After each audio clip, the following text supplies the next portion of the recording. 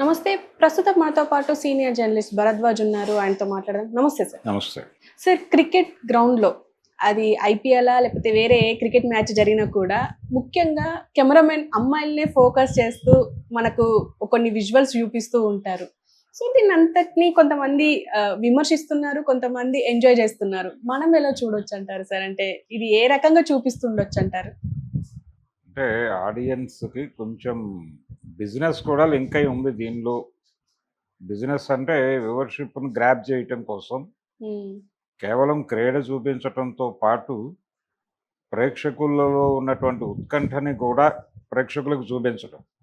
అంటే స్టేడియంలో ఉన్నటువంటి ప్రేక్షకుల మూడ్‌ని ఇంట్లో కూర్చొని టీవీల్లో చూస్తున్నటువంటి ఆడియన్స్‌కి కనెక్ట్ చేయటం. అది కార్యక్రమంగా ఈ ఆడియన్స్ గ్యాలరీల్లోకి కెమెరాలు తిప్పడం అనేది జరుగుతుంది. హ్మ్. ఇది వ్యూహాత్మకంగా కరెక్టే, కానీ ఇదే ఏరియాలో వీళ్ళు ఇంకొక పని కూడా చేస్తున్నారు. అది కూడా ఒక రకంగా అభినందనలు అందుకున్నటువంటి సందర్భమే కాబట్టి ఎవరు పట్టించుకోవటం లేదు.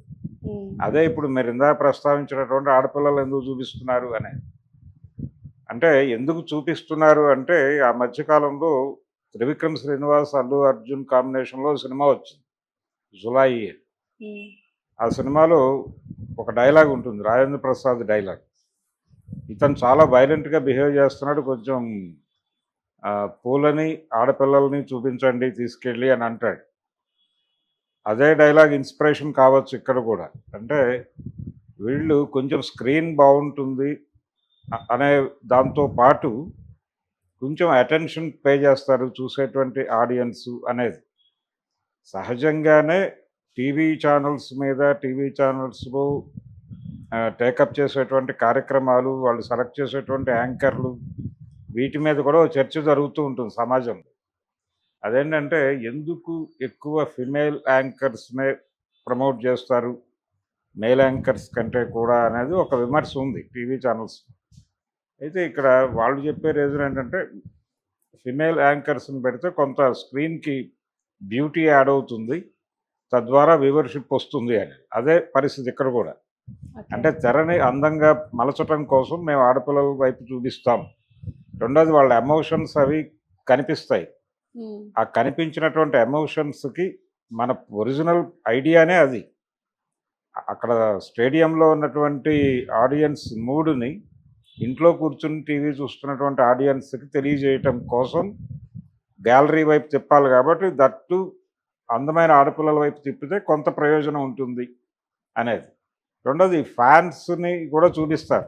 హ్మ్. ఫ్యాన్స్ కేరింతలు అవి కూడా ఉంటాయి. ఫ్యాన్స్ కేరింతలతో పాటు అప్పుడప్పుడు ఈ విజువల్స్ కూడా యాడ్ చేయడం ద్వారా స్క్రీన్‌కి ఒక బ్యూటీ అద్దినట్టు అవుతుంది అనేది సెన్స్ కావచ్చు.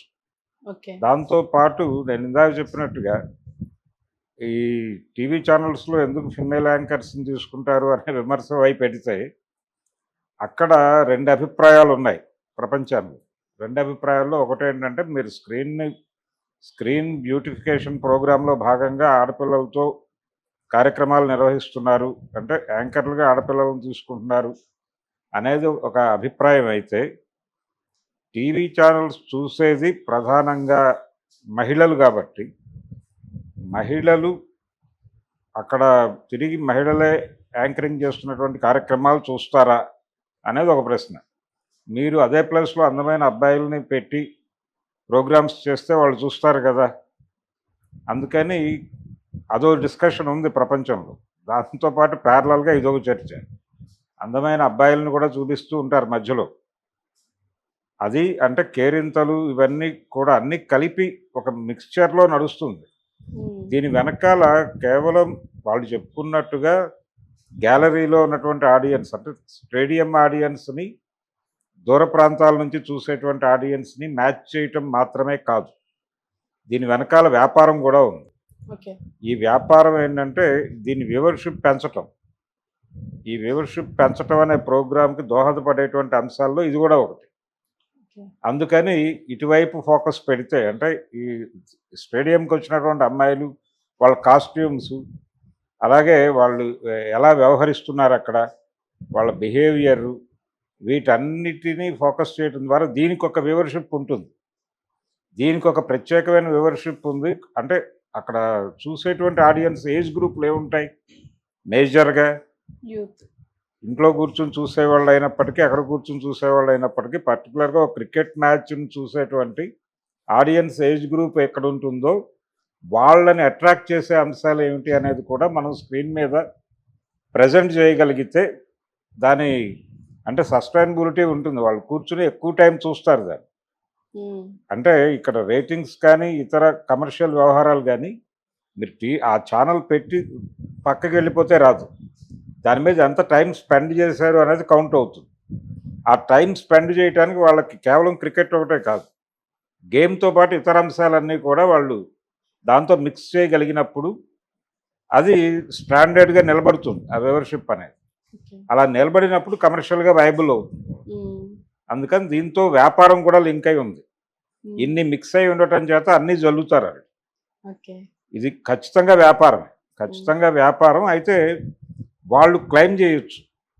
ఎవరైతే ఎక్కువ కొన్ని సందర్భాల్లో కొంతమందిని పర్టిక్యులర్‌గా ఫోకస్ చేస్తూ ఉంటారు. హ్మ్. అంటే వాళ్ళ ప్రెజెన్స్ విచిత్రంగా ఉంటుంది. వాళ్ళ బిహేవియర్ విచిత్రంగా ఉండొచ్చు. దాంతో పాటు ఆ కెమెరామెన్‌కి, ఆ కెమెరాకి అనువుగా వాళ్ళు ఉన్నారనిపించొచ్చు. ఫోటోజెనిక్ ఫేస్ అయి ఉండొచ్చు. ఈ కారణాల చేత కొంచెం ఎక్కువ ఫోకస్ చేసిన వాళ్ళు, మా పర్సనల్ ప్రైవసీకి ఇబ్బంది కలిగిస్తున్నారు వీళ్ళు. మేమేదో ఇక్కడ చూడటానికొచ్చాం. మా మీద ఎందుకు కెమెరా ఫోకస్ చేస్తున్నారు? ఇది మమ్మల్ని మా పర్సనల్ ప్రైవసీని ఇబ్బంది పెట్టడమే. రెండోది, వాళ్ళక్కడున్నారు అనే విషయం వాళ్ళు ప్రపంచానికి చెప్పాలని అనుకోకుండా వచ్చుండొచ్చు. కానీ వీళ్ళు వాళ్ళని అక్కడ నిలబెడుతున్నారు హ్మ్. రోడ్డు మీద. సో, దీని మీద కేసులు ఏసే రైట్ ఉంది వాళ్ళకి. ఓకే. ఎవరినైతే ఈ మ్యాచ్‌లో భాగంగా వాళ్ళు చూపిస్తున్నారో గ్యాలరీ ఆడియన్స్ అనే పేరుతో, ఈ గ్యాలరీ ఆడియన్స్‌లో నుంచి ఎవరైనా కేసులు పెడితే ఇది తగ్గే అవకాశం కూడా ఉంది. హ్మ్. కాబట్టి ఇప్పటిదాకా అలాంటి కేసులు నమోదైనట్టు ఉందా ఎక్కడైనా అనేది చూడాలి. ఇప్పటికైనా నమోదు చేస్తే బెటర్. అంటే అందరూ ఒక హ్యాపీ మూడ్‌లో ఉంటారు. ఇది ఒక గేమ్ దీనిలో ఉంటారు. రెండోది ఆడియన్స్‌ని మేము జస్ట్ వాళ్ళేం చెప్తారంటే మేము స్టేడియంని, టీవీని మ్యాచ్ చేస్తున్నాము. టీవీ ఆడియన్స్‌కి, స్టేడియం ఆడియన్స్‌ని మ్యాచ్ చేయటం ద్వారా ఈ ఎమోషన్స్ వాళ్ళలోకి జొప్పిస్తున్నాం. కాబట్టి దీన్ని ఇష్యూ చేయొద్దు అన్న పద్ధతిలో వాళ్ళు ఆర్గ్యూ చేస్తారు. కానీ రకరకాలుగా పర్సనల్ ఏరియాకి కూడా వెళ్ళిపోయి వాళ్ళ కాస్ట్యూమ్స్ ఎలా ఉన్నాయి, వాళ్ళు ఎలాంటి బట్టలు వేసుకున్నారు, వాళ్ళు జీన్స్ వేసుకున్నారా, మరొకటి వేసుకున్నారా, ఇక్కడ దాకా కూడా హ్మ్. ఇన్ డీటెయిల్ వెళ్ళిపోతుంది కెమెరా. అవును. ఇది ప్రమాదమే. ఇది పర్సనల్ ఏరియాకి వెళ్ళటమే ఖచ్చితంగా వైలేషన్. హ్మ్. ఈ వైలేషన్‌కి వాళ్ళు ఎన్ని చెప్పినప్పటికీ వీళ్ళు సీరియస్‌గా కంటెస్ట్ చేస్తే, అప్పుడు అది ఇష్యూగా మారితే మాత్రం గట్టిగా పట్టించుకోవాల్సిన అంశంగా మారుతుంది. ఓకే. చూడాలి, ఎవరైనా పట్టించుకుని ముందుకెళ్తారేమో చూడాలి. ఓకే. అలాగే చాలా చోట్ల జరుగుతుంది. సినిమా థియేటర్ల దగ్గర అంటే సినిమా రిలీజ్ రోజున వాళ్ళు అలా పెట్టేస్తారు కెమెరాలు. అందరూ టీవీ ఛానల్స్ వాళ్ళు పెడతారు, అందరూ పెడతారు.